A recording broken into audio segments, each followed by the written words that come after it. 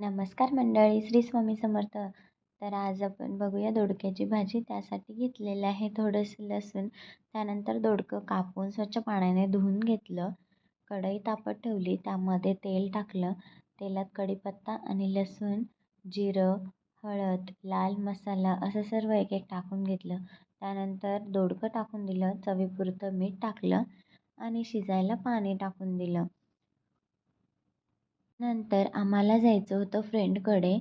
तर खाली आलो तर तेवढ्यात पार्सलवाला दादा आला. त्याच्याकडून पार्सल घेतलं आणि आम्ही निघालो.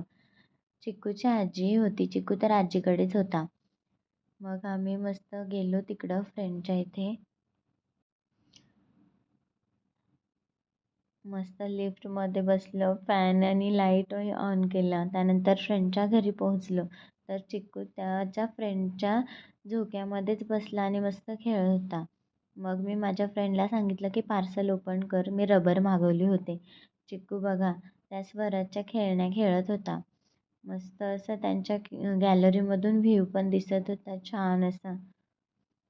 त्या गॅलरीच्या व्ह्यूमधल्या झाडावरती कबुतरे बसले होते. असा आमचा डे गेला. Thank you.